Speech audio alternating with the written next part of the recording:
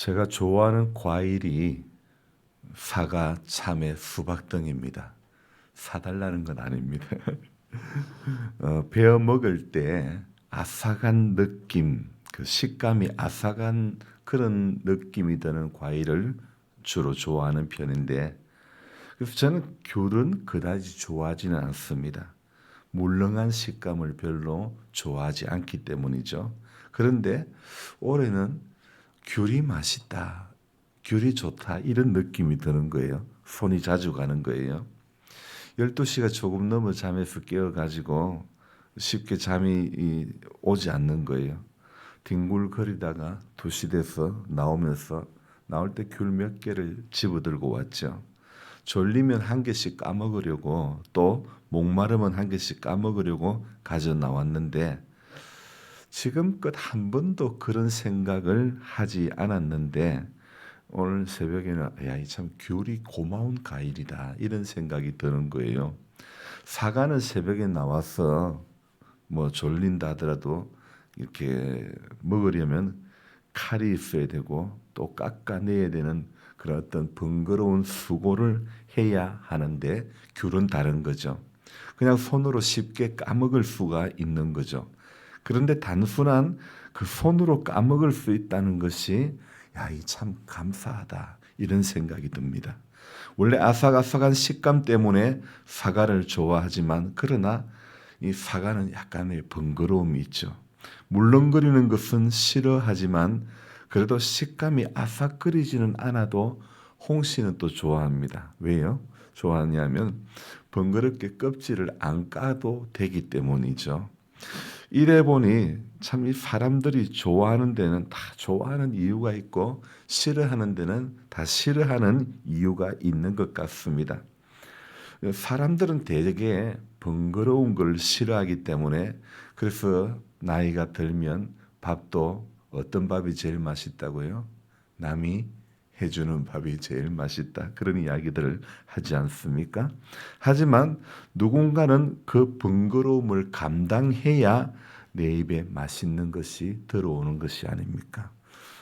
사람들이 죄를 지을 때마다 짐승들이 피를 흘림으로써 제사를, 속죄제를 지내야 하는 인간의 번거로운 수고를 예수님은 단번에 벗겨주셨죠.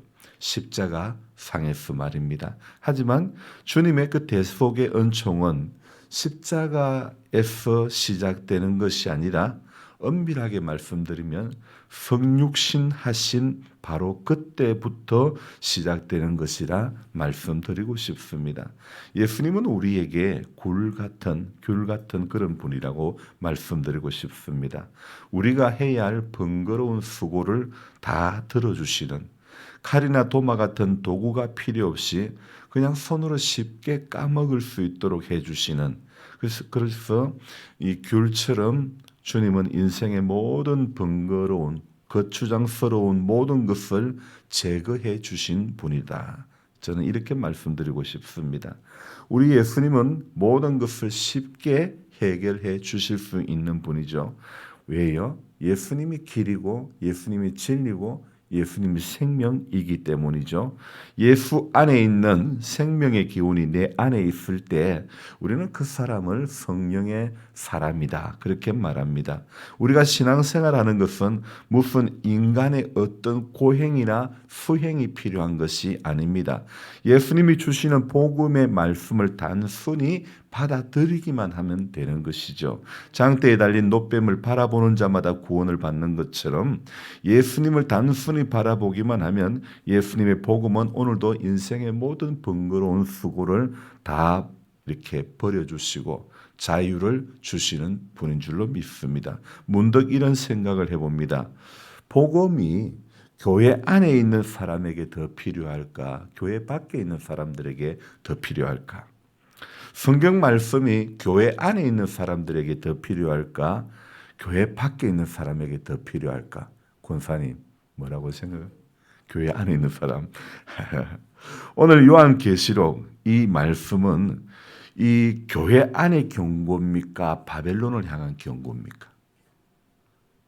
지금 오늘 18장은 바벨론의 패망을 이야기하고 있는데, 바벨론에 대한 경고의 메시지이니까 교회 밖에 주는 경고의 메시지일까요?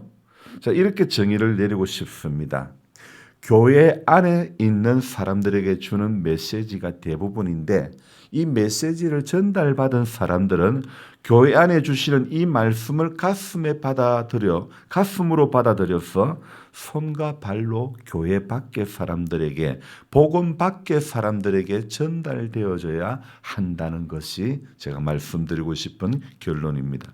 오늘 이 요한복음 18장에서는 한 천사가 등장함으로 이야기가 시작되는데요. 그리고는 바벨론이 무너졌다고 선포를 하고 있죠. 바벨론 곧 큰 음녀는 사탄의 통치를 시각화한 것이죠. 그리스도인의 부르심과 어떤 꿈, 비전을 성취하지 못하게 하는 사탄의 모든 노력의 시각화를 오늘 이 바벨론의 패망을 통해서 보여주고 있는 것입니다.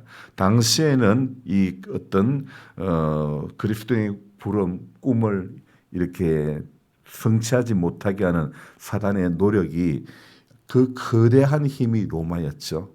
또 아마 우리나라로 이야기를 한다면 일제강점기처럼 어떤 일본의 그 역할을 했겠죠. 신사참배하고 사람을 사람으로 보지 않는 모든 세력들이 다 그렇습니다. 그러면 오늘날에는 무엇일까? 여러분, 성경에 답이 나옵니다. 바다에서 올라온 짐승, 계시록 17장의 짐승에 대한 이야기를 여러 계속 하고 있는데 이 짐승은 무엇일까? 다른 말로 어떤 이 짐승은 쉽게 말하면 어떤 정치적인 세력, 어떤 힘, 그러니까 여러 가지 가치와 이념을 주입시켜 사람들을 통제하는 그런 것. 그래서 이 돈이 최고인 시대에 어떤 남들처럼 사는 것이 정말 추구점인 이 시대에 자기 뜻대로가 사는 게 제일 멋진 시대를 생산한 것도요, 어쩌면 돈이 최고의 시대에 자기 뜻대로 사는 게 내 마음 편하면 된다. 이게요, 전부 이런 시대가 된 것은 어쩌면 사단의 노력의 대가이지 않을까. 얼마나 멋져 보입니까? 큰 음료와 같이 현혹스럽습니다. 많은 사람들이 마땅히 경배해야 할 대상이 어린 양 예수임에도 불구하고 어린 양 예수가 아니라 누구를요? 짐승을 경배하는 거예요. 숭배하는 거예요. 그러나 그들의 모든 수고와 노력은 헛된 수고, 헛된 노력일 뿐이라는 겁니다. 왜냐하면 결국에는 어린 양 예수가 승리하기 때문이죠. 오늘 말씀은 사탄의 노력의 어떤 시각화된 이미지, 바벨론이 무너졌음을 이야기하고 있죠. 자, 주식을 하는데 주식을 사고 파고 하는 사람들이요. 왜 기업의 재무회계를 보고 재무제표를 보고 시장 상황을 보고 미래의 유망주가 어떤 것인지 왜 그런 공부를 합니까? 사람들이 망할 회사의 주식을 사지는 않습니다.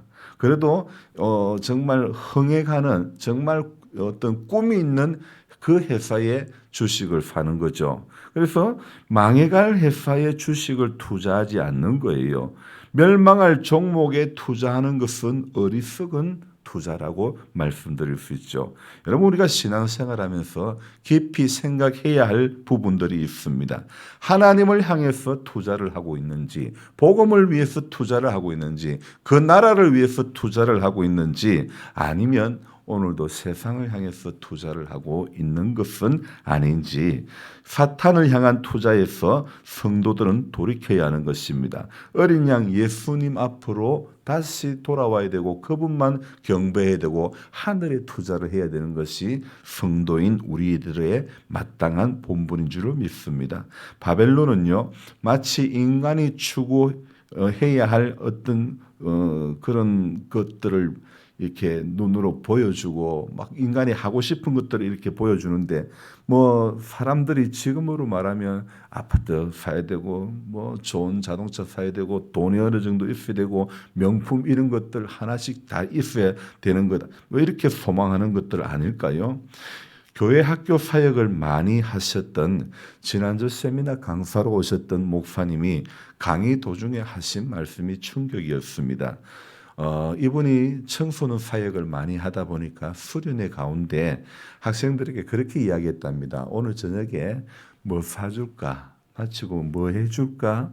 이렇게 질문을 했다고 합니다. 그러면 대부분이 피자요, 치킨요 이렇게 이야기하기 마련인데 요즘 아이들은 안 그런다고 합니다. 아파트 사주세요. 땅 사주세요. 그런 말을 한다고 합니다. 참 이게 도대체 어떻게 된 세상인지 하나님이 부르심과 하나님을 향한 비전을 제외한 모든 추구점은 전부 그런 것입니다. 전부 하나같이 그럴듯하게 보이지만은 하지만 우리는 바벨론의 실체가 뭔지 똑바로 알아야 되는 것입니다. 바벨론의 실체가요. 바벨론의 실체가 무엇입니까? 2절 한번 볼까요? 큰 성 바벨론이요. 그 뒤에 뭐라고요? 바벨론의 실체는 귀신의 처소와 각종 더러운 영이 모이는 곳과 각종 더럽고 가증한 새들이 모이는 곳이 되었도다.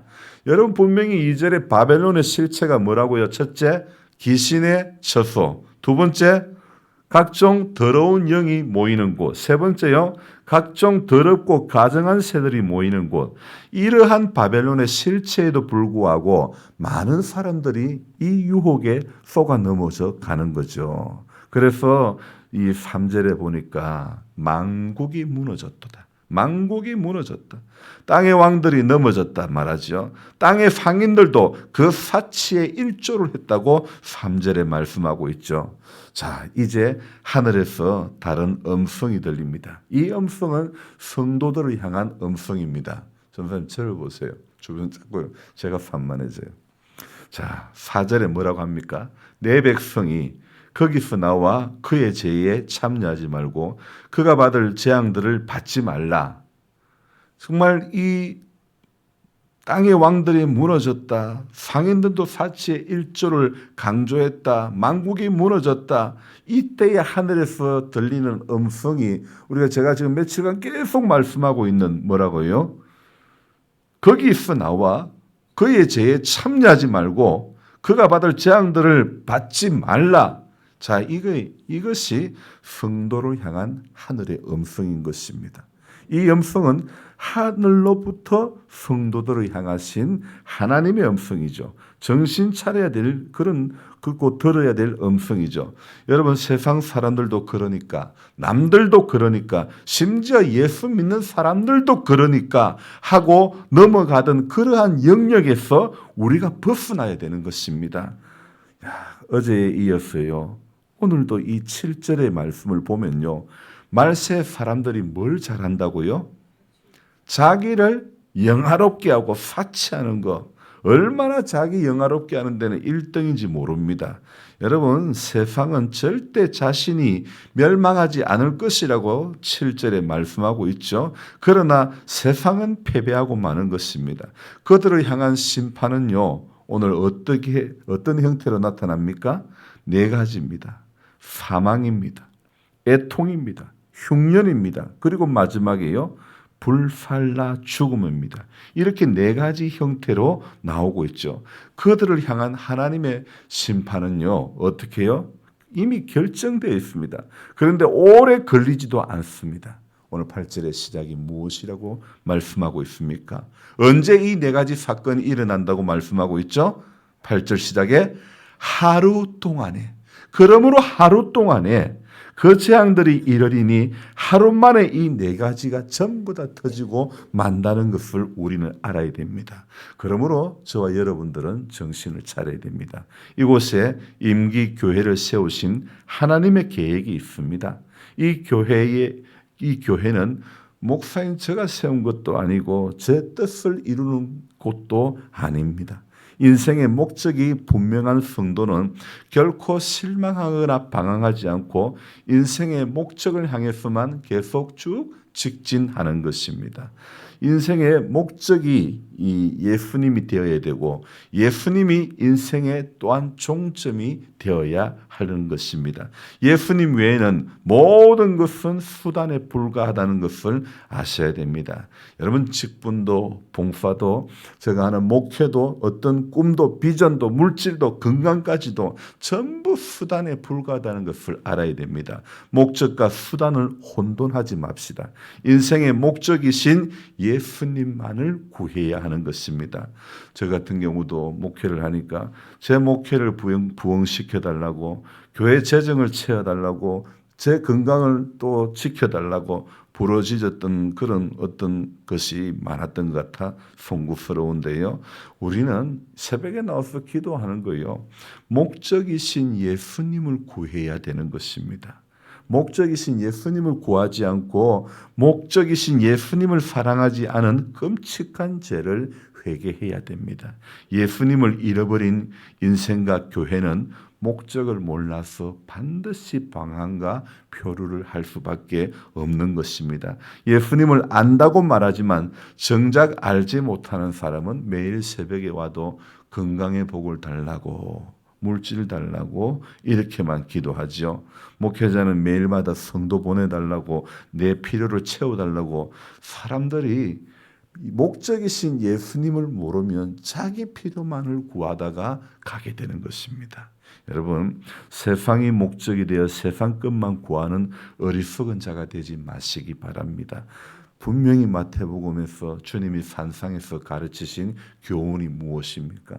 이 모든 것이 너희에게 있어야 할 줄을 주님은 이미 아신다. 그러므로 너희는 먼저 그의 나라와 그의 의를 구하라고 말씀하고 있죠. 세상이 목적이 돼가지고 세상 것만 구하는 우리들 되면 안 되는 것입니다.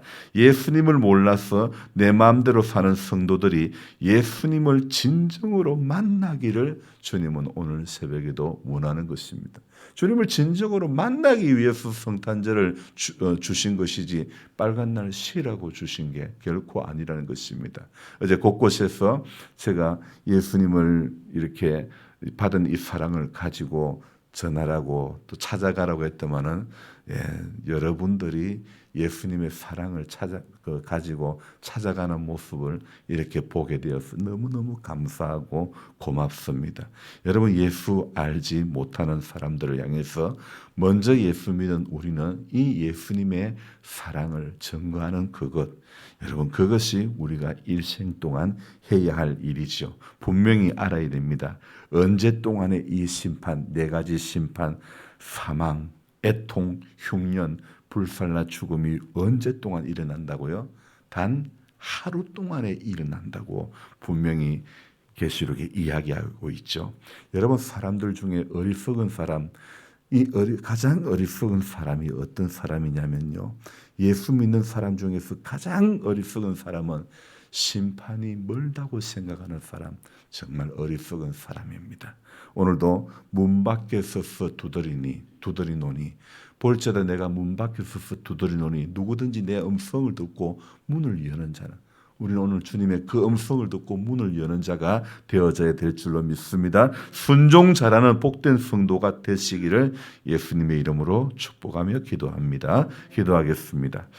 살아계신 하나님 아버지, 계시록 18장의 이 바벨론 패망을 보면서 정말 이 복음의 메시지가 교회 밖의 사람들에게 더 필요한 것인지 교회 안의 사람들에게 더 필요한 메시지인지 하나님, 우리는 이 메시지를 대할 때마다 하나님, 병든 내 심령이 세상 것을 더 좋아하는 예수가 목적이 아닌 채 살아왔던 시간들이 더 많은 우리네 인생들이 오늘 누구라도 받아야 될 말씀이라고 생각이 되어집니다. 주님, 예수가 수단이 되지 않기를 원합니다. 신앙생활하는 것이 수단이 되지 않기를 원합니다. 정말 주님을 만나는, 그래서 우리 주님은 길과 진리와 생명이 되시고 우리 주님은 인간의 모든 번거로움 수고를 주님은 십자가상에서 단번에 벗겨버리신 줄로 믿습니다. 그래서 이 은혜와 이 사랑과 이 모든 것을 하나님 받은 우리들이지 않습니까? 그렇기 때문에 오늘 이 하루를 살아가면서도 다시 오실 주님은 심판주로 오시는 주이심도 기억하고, 그래서 세월 아끼게 해주시고 수단에 붙들려서 목적이신 예수님을 바라보지 못하는 어리석은 신앙이 되지 않게 도와주시옵소서. 내 맘대로 사는 성도들이 진정으로 예수님을 만나게 하기 위해서 성탄이 필요했던 것이고, 크리스마스가 필요한 것 아닙니까? 성육신이 필요한 것 아닙니까? 주님, 오늘도 내 마음대로 고집하며 살지 않기를 원합니다. 예수님 진정으로 만나는 복된 성도 되게 해 주시옵소서. 분명히 오늘 말씀에서 교훈하고 있는 사망의 통, 흉년, 불살라, 죽음이 단 하루 만에 일어난다는 것을 우리에게 교훈하고 있음을 보았을진데, 하나님, 이날도 이 하루도 하나님 정말 잠깐의 시간이라도 예수가 목적이 아닌 그런 인생 되지 않도록, 예수가 목적이 아닌 목회가 되지 않도록 도와주옵소서. 예수가 목적이 아닌 어떤 신앙생활이 결코 되지 않도록 도와주시기를 원합니다. 예수가 전부이기를, 예수가 우리 인생의 종점이 되고, 예수가 우리 인생의 시작 출발점이 되고, 모든 것이 예수로부터 와서 예수님께로 향해서 달려가는 그것을 우리가 기도하고 간구하는 하나님, 우리 모두가 될 수 있도록 도와주시옵소서. 세상 사람들이 구하는 것과 똑같은 것 구하는 자 되지 않게 도와주시옵소서. 목적이신 예수님을 분명하게 구할 수 있는 모두가 되도록 도와주시옵소서. 예수님의 존귀하신 이름 받들어 감사하며 기도드리옵나이다. 아멘. 간절한 마음으로 주여 부르고 기도합니다. 주여, 주여, 주여. 좋으신 하나님, 새벽에도 감사를 드립니다. 하나님의 섭리 가운데 붙들려 살게